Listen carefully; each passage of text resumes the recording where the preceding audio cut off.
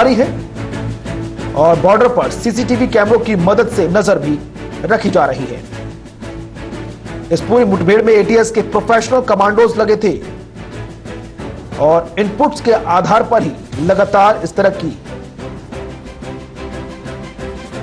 कार्रवाइयों को अंजाम दिया जाता है। तो बड़ी खबर से आपको रूबरू करा रहे हैं, जहां पर लखनऊ के ठाकुरगंज में जो संदिग्ध आतंकी पिछले कई घंटों से छिपा था और 5 घंटे से आतंकी और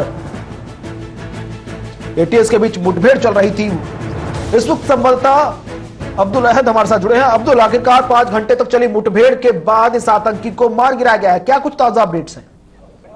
बिल्कुल कुनाल, इस वक्त मैं घटनास्थल पर मौजूद हूं और अभी जो कंफर्म ऑफिशियल सोर्स से कंफर्म किया गया है कि उस आतंकी की मौत हो गई है।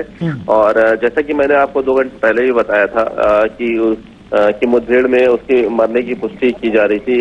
सूत्रों से पता चल रहा था कि उसकी मौत हो गई है, लेकिन क्योंकि उसने कमरा अंदर से बंद कर रखा था और कोई अंदर से पुलिस एटीएस अंदर नहीं पहुंच पा रही थी, इसलिए उसको ऑफिशियली डिक्लेयर नहीं किया गया था। बाद में मकान की छत तोड़कर उस पर ड्रिल करके उसके एटीएस ने जब अंदर पहुंची और उसके अंदर से दरवाजा खोला गया है, तो अब ये ऑफिशियली कंफर्म हो गया है कि उस आतंकी की मृत्यु हो गई है। इस घटना में लगभग 5 से 6 घंटे तक ये ऑपरेशन चलाया है एटीएस ने यहाँ पे आज, और एक बड़ी सफलता हासिल की है एटीएस और यूपी पुलिस ने मिलकर, और 6 घंटे के बाद उस संदिग्ध आतंकवादी को मार गिराया गया है। अब्दुल, जिस तरह से कहा जा रहा है कि इस आतंकी का नाम सैफुल्ला है और हो सकता है कि ये सिमी या फिर किसी और आतंकवादी गिरोह का हिस्सा रहा हो, क्योंकि जिस तरह से पुलिस हर मुकम्मल कोशिश कर रही थी, एटीएस मुकम्मल कोशिश कर रही थी कि इस आतंकी को जिंदा पकड़ा जाए, क्योंकि शक था कि इसके तार इंदौर उज्जैन पैसेंजर में जो ब्लास्ट हुआ उससे जुड़े हो सकते हैं।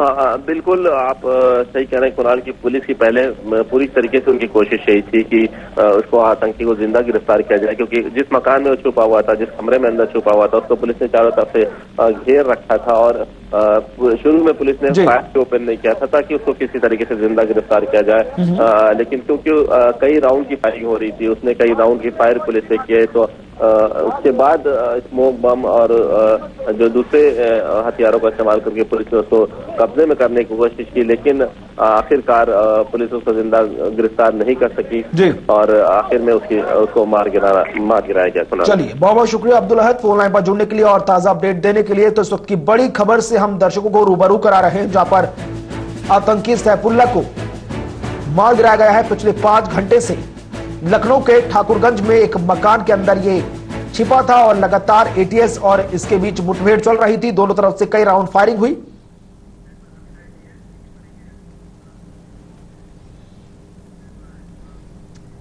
इधर यूपी के शामली के गांव गोरानी में एक